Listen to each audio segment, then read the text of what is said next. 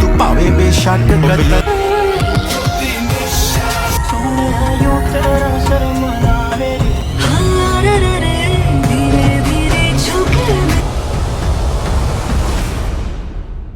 তো কি অবস্থা তোমাদের? জানি এখন আর ভালো নাই, কারণ আগের মতো নাটক দেখাও এখন আর মজা নাই। কারণ আগে যখন নাটক দেখতাম তখন আসলেই মানুষ ইমোশনাল হইতো আর চোখের পানি ফেলাই। তবে হ্যাঁ, এখনো পানি ফেলায়, তবে হ্যাঁ সেটা চোখ দিয়ে না, নুনু দিয়া। মানে ভাই বিষয়টা হচ্ছে নাটকের ভিতরে এমন এমন সিন দেখানো হয়, যে সিন দেখি কিনা পোলাপানের টয়লেটে দৌড় দেয়।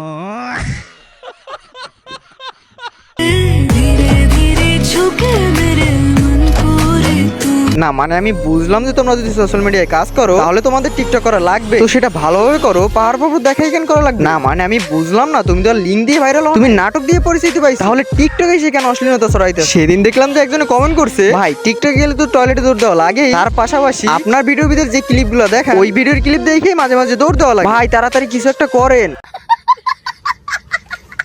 ভাই আমি বুঝলাম না তোমাদেরটা এত লুজ কেন? শালার পুত নাটক মারাই, তুই তো টিকটক দেখে নাটক দেখে টয়লেটে দৌড়। শালার পুত সব জায়গায় সত্য কথা বলতে নাই, তুই জানোস না? এ ওরে কেউ লাথি দিয়ে বের কর।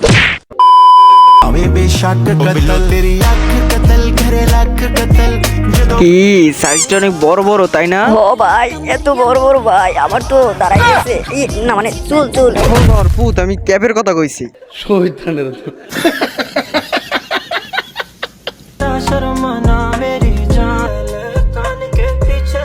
না মানে আমি বুঝলাম না, বাসার ভিতরে আয়না থাকতেও ক্যামেরা ওপেন করে কেন দেখা লাগবে? ওইটা ভিডিও করে মানুষের কেন দেখানো লাগবে? মানে ওরে এখন কোনটার কত সাইজ হয়েছে, কোনটা আপাতত বড় হয়েছে, এটা কি ওর কাছে মানুষ জানতে চাইছে না? আর যদি এটা নাই জানতে চায় তাহলে এটা দেখানোর কি আছে? জানি না। আচ্ছা যাই হোক, তুমি যত বড়ই নায়ক নায়িকা হও না কেন, এখন উল্টাপাল্টা কোনো কাজ করলে সারা তো দূরের কথা উল্টা লাথি মেরে নেটওয়ার্কে বাইরে ফেলাই। যা করতেছো একটু ভাইবা কইরো। ওকে, তো আজকের জন্য বিদায় নিচ্ছি। প্রিয় চ্যানেল নতুন হলে অবশ্যই সাবস্ক্রাইব করে দিও। দেখা হচ্ছে নতুন কোন ভিডিওতে। ততক্ষণ ভালো থাকবে, সুস্থ থাকবে, আল্লাহ হাফেজ।